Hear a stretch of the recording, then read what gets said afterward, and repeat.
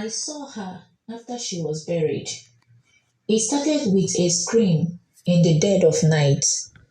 I didn't understand what I was hearing at first. It was too far away, like a dream, but as the scream cut through the darkness, something inside me froze. The sound was strange, too frantic to be human. I didn't know it then, but I was about to learn the truth in a way I would never forget. I had been living in a small village in the middle of nowhere. The people there are simple, but there has always been talk of strange things.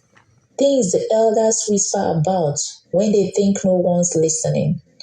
My grandmother used to say, in our lands, the dead don't sleep easy. I always thought she was just trying to scare me like old people do. But that night, my belief in what was real began to fade. It all started with a woman named Amina. She wasn't from our village, but she came to visit once in a while, often accompanied by the husband. She was quite reserved and always seemed to carry a weight with her.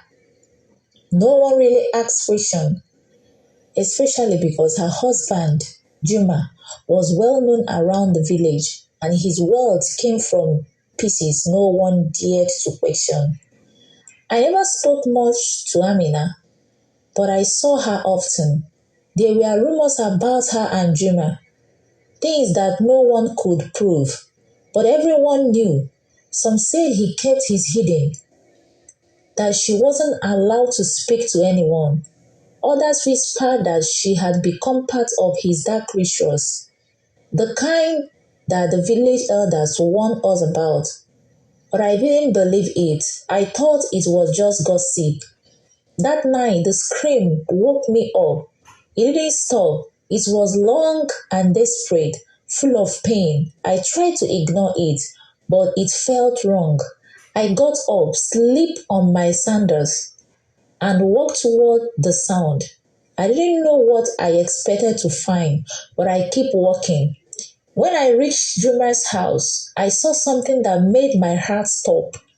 The front door was cracked open, and there was a dim light flickering inside. Through the crack, I could see shadows moving.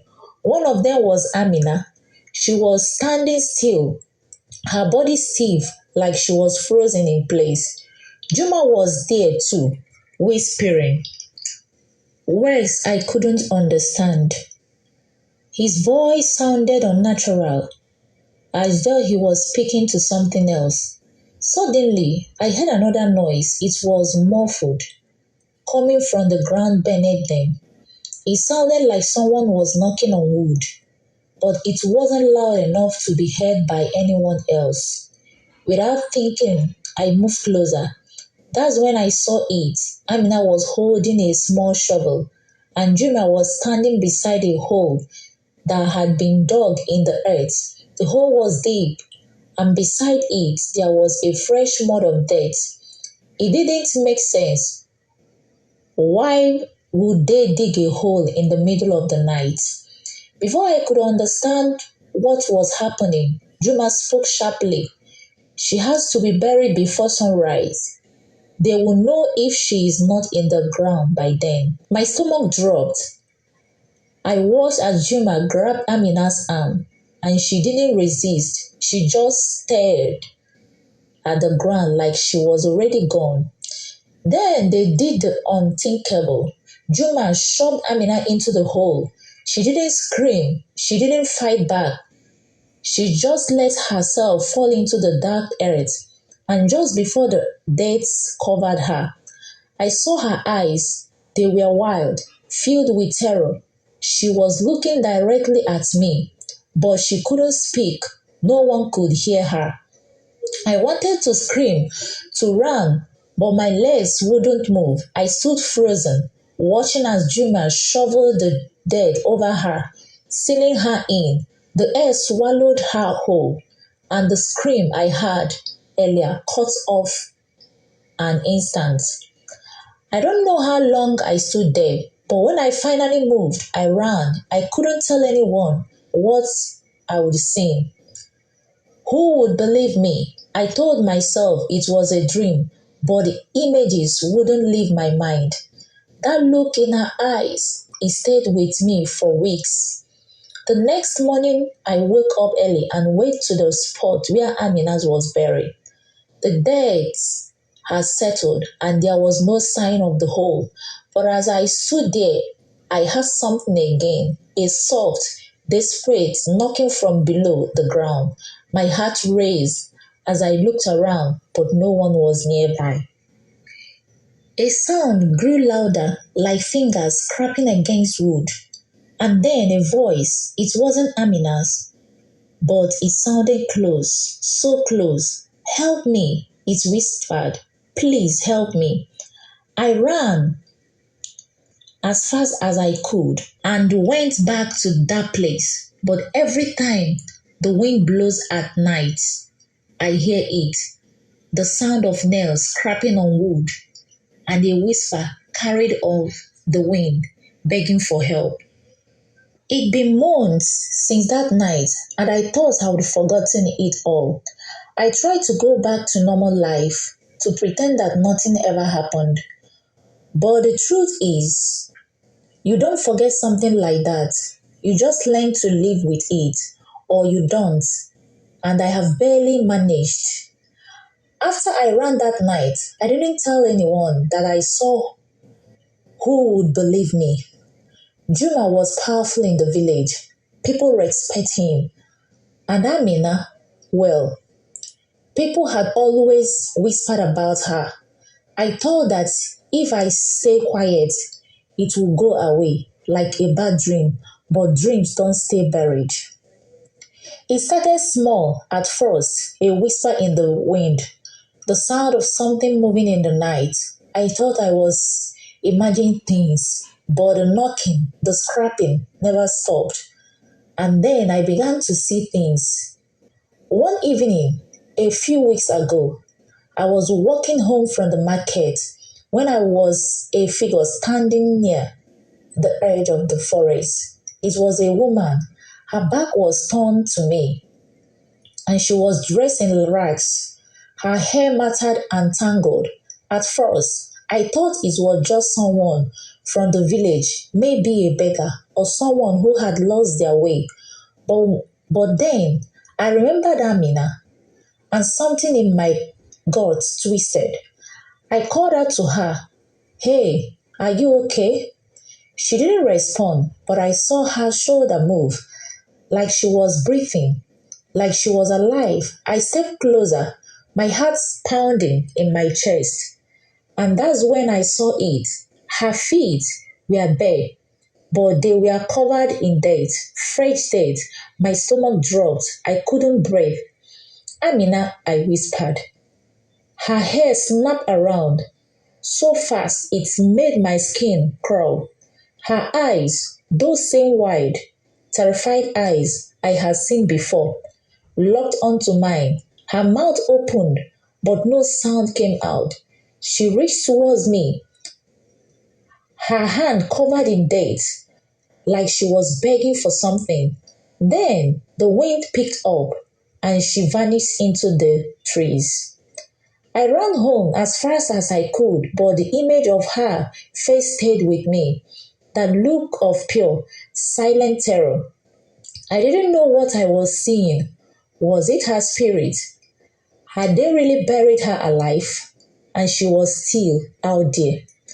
Was she trying to warn me, or was she caught stuck between the world of the living and the dead?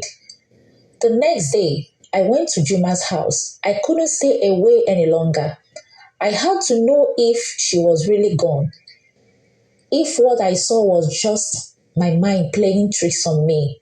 I found the house quiet, almost too quiet.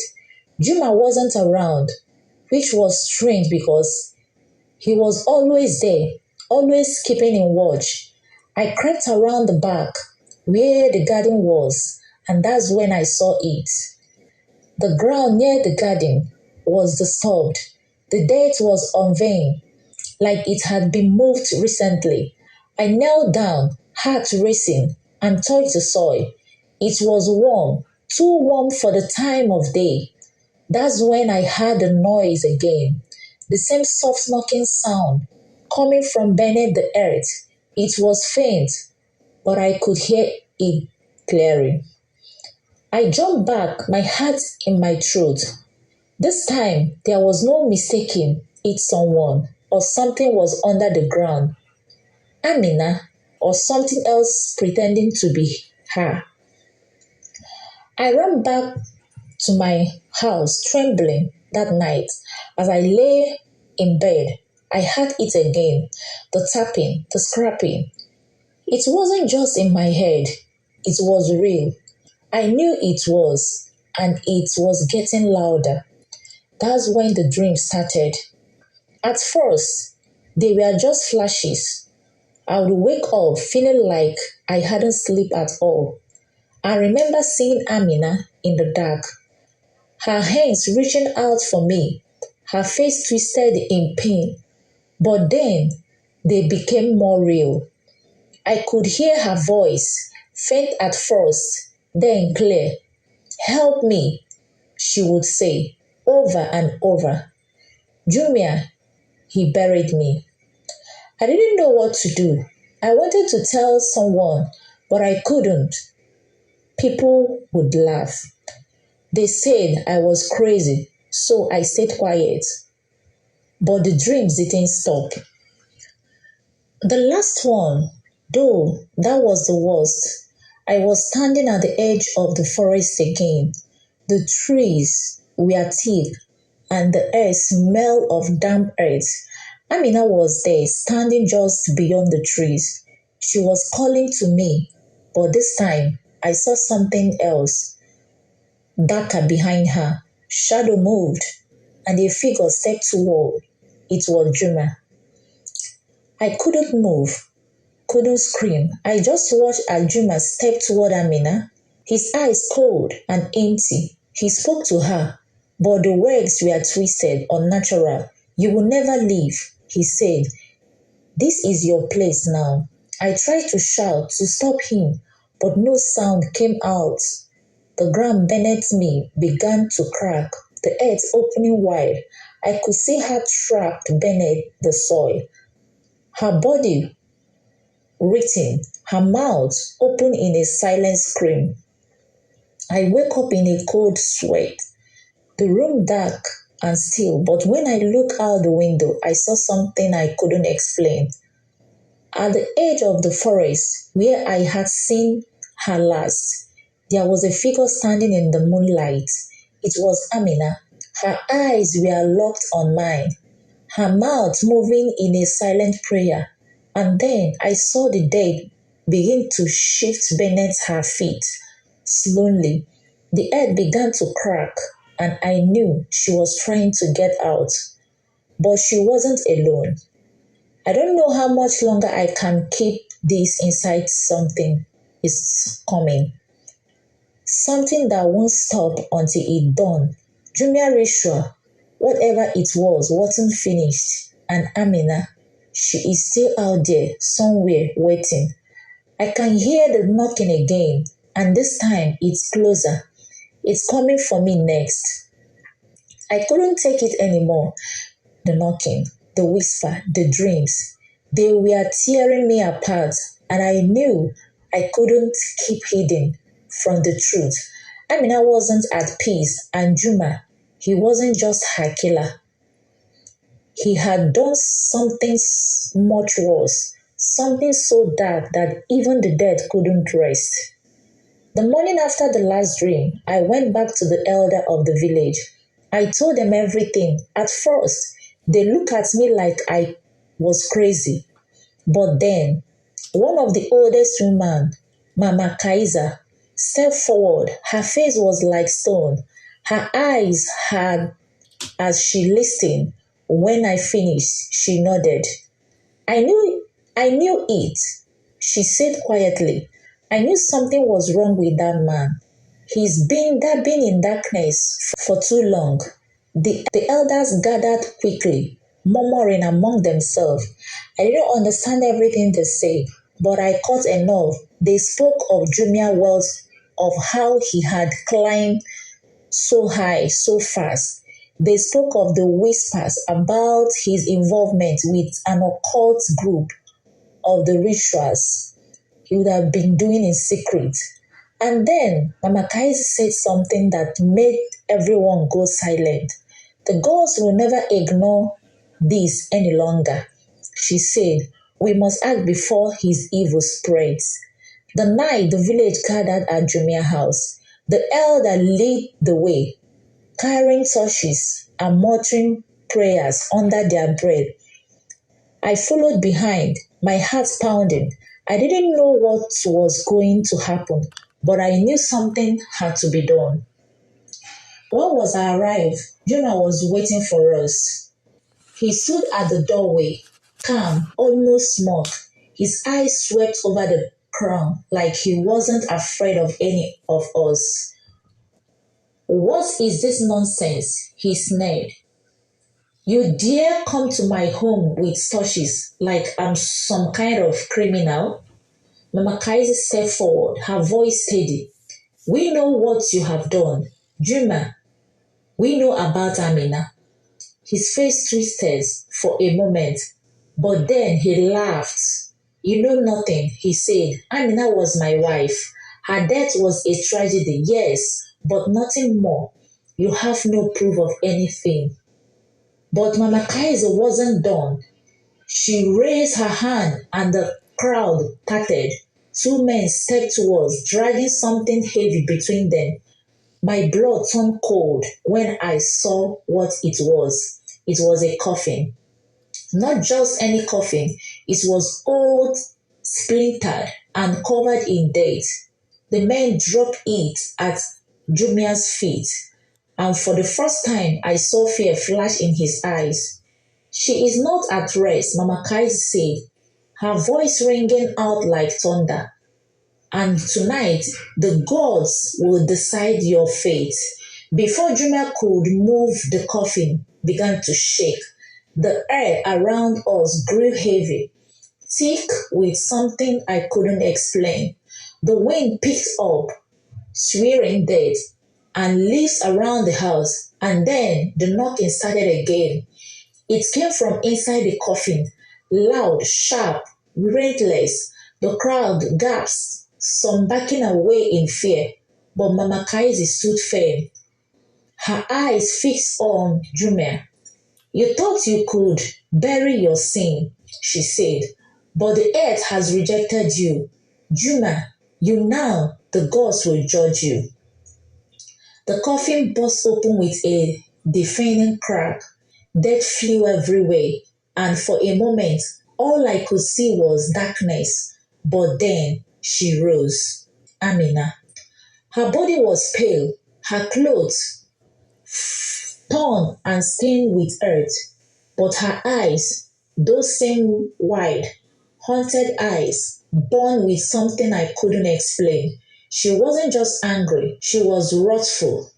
Jumia fell to his knees, his face pale. No, this isn't possible.